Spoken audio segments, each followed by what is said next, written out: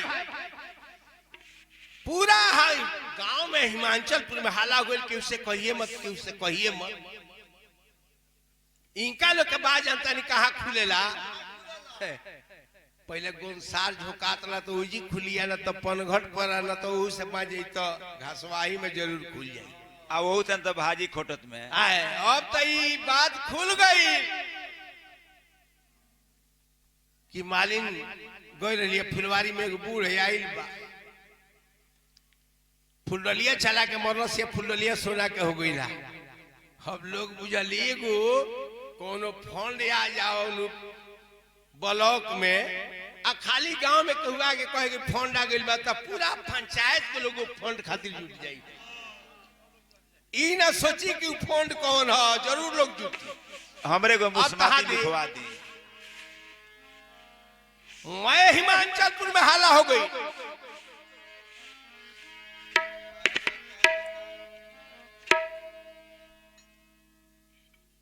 कि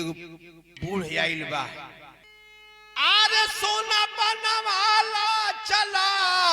अरे सोना बनवाला चल सोना बनवा अरे मतवाला आइल बा रे चल सोना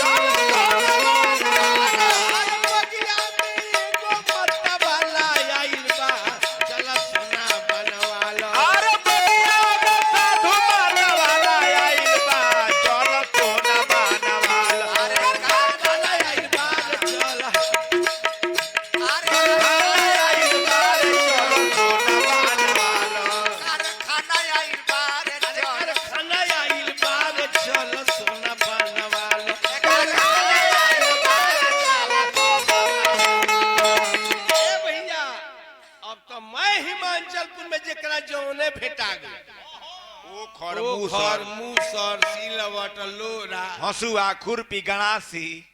लेके लोग चलल बा बसहा जब देखल जाके शंकर भगवान के धीरे से हुद कौले कल कि ये बाबा और तो सोना बड़ा कमाल को दिले बा सोना तर और फायदा को गइल पूरा हिमांचल के लोग आ रहल बा तो हीरा खाने फायदा कइले बा अगर एक हक्कों को गिरा दी तो परीक्षाओं के पहले हम देखते हैं और गोधन कुटावने हो जाइए। शंकर भगवान जब देखले तो कहले कि ये तो मालिन को ही दिले भैया देखी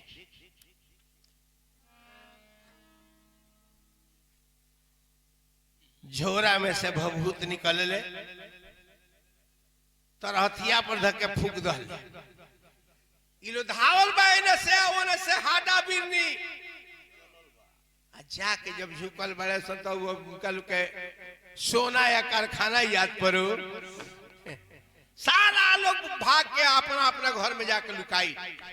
सांझ भइल तो शंकर भगवान बरात लेके राजा हिमांचल के दरवाजा पर पहुंचे। माई बहनी लोग आवेला अरे लेहू नाही मंचल राजा धोतिया हाथे पानों के भीरा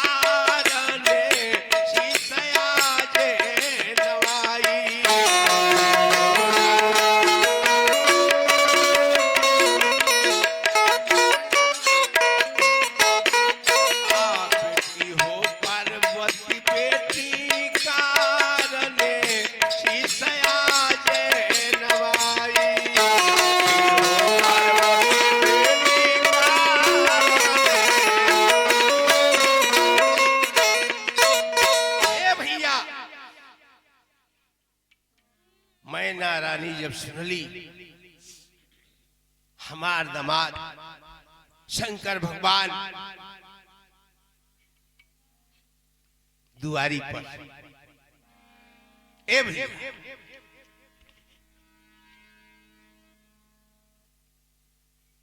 दामाद के परिचय खातिर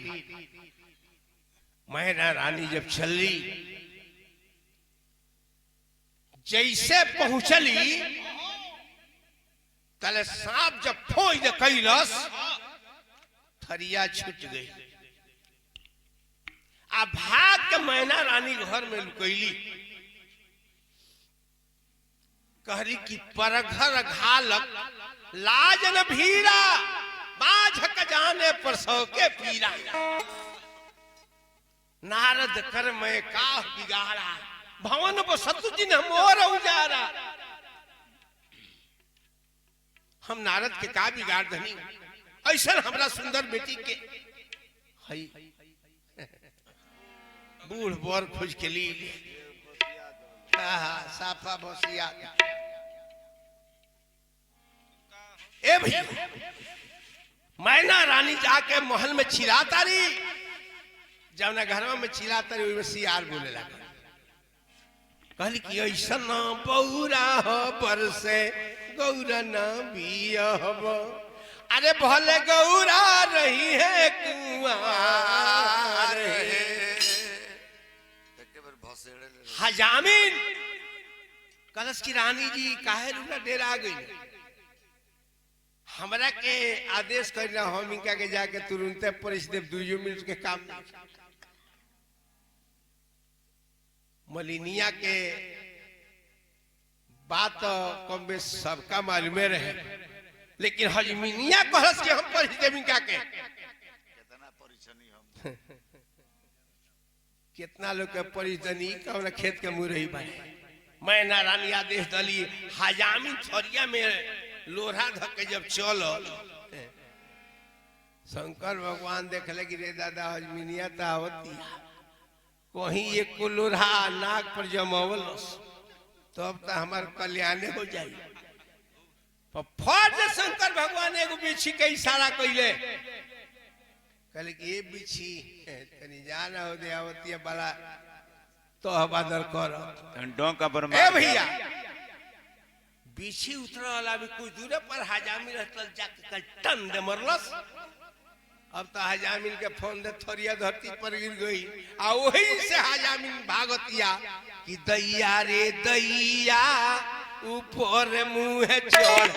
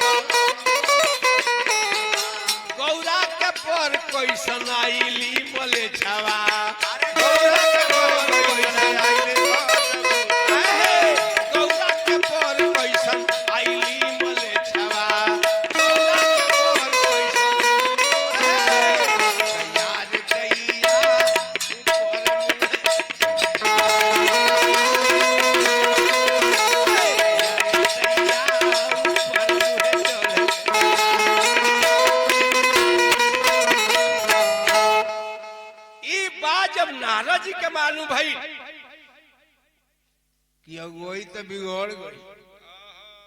नाराजी धावल जाता रे मैना रानी के लगे समझावत रे कि विकला भैलू मैना रानी नारद जी बोलस बानी काहे बनेलू अज्ञानी सुन सुन मैना रानी जब जन्मी थी दक्ष के घर मिले थे यहीं पर सुन सुन मैना रानी जब धरी सीता के रूप लगा मन में शिव के दुख इस कारण ने इन्हें त्याग दिए सुन सुन मैना रानी जब जर लगली तो यह मंगली मरत सती हरि सतबर मांगा जन्म जन्म शिव पद काली किनाये नारद हम न ब्याहे भोला घर में बाबा अरे हम न ब्याहे भोला घर में बाबा गौरा रही है कुंवर बाबा हम न ब्याहे भोला घर में बाबा नारद जी बड़ा समझौले लेकिन मैना रानी मानते नहीं थी मैया पार्वती जब देखली तो काला सा के ओते ओते बोले ली गौरा काला सा के ओते लोते बोले ली गौरा काला सा के ओते ओते बोले ली गौरा दे काला सा के ओते लोते बोले ली गौरा दे अरे सुनी स्वामी अरे दे हमारे अरे सुनी स्वामी और जो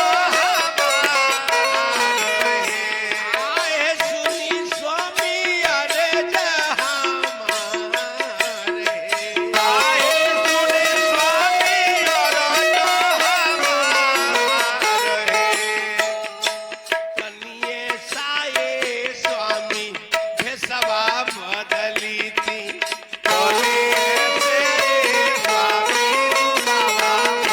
अरे तनिये साये स्वामी भेसवा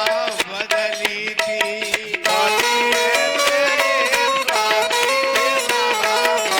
अरे नैहरा के लोग पतिया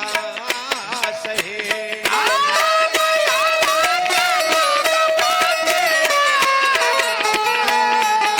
नैहरा के लोग पतिया सहे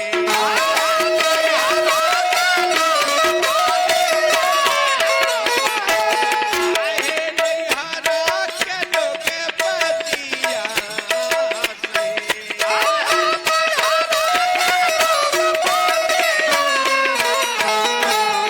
ए भी आयने सखी लोग के संगी सखी लोग के सखी यानी पार्वती जी के सखी लोग पार्वती जी के रिगाव तगिए सखी गौरा पत्थर को तहरो परवा मिलले बूढ़ बौरा गौरा तू भैलू बेचारी बर पवले बारू भिखारी देखे में इहो लागेल कैसन अरे जैसन उकुठल काठ गौरा पत्थर को तहरो परवा जीव जीव बूढ़ बौरा आइने मैया पार्वती जब शंकर जी से प्रार्थना कैली कि तनिया पर रूप बदल दी नैहर के लोग हमारा पति आ जाओ कि रउआ के होमी तो भैया आर हथवा के लोटवार लिहले कान्हवा पर धुतियार धैल आए हे भोला चली भैल करे आशा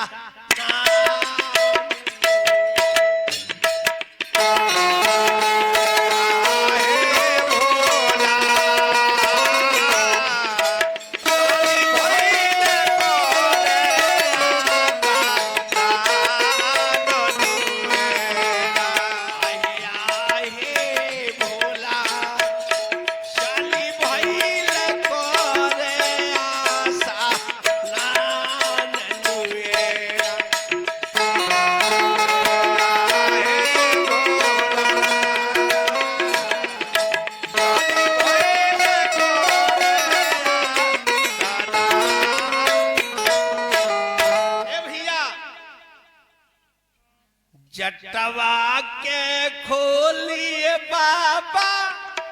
झाड़ी तरलू कोइले हो बोहेला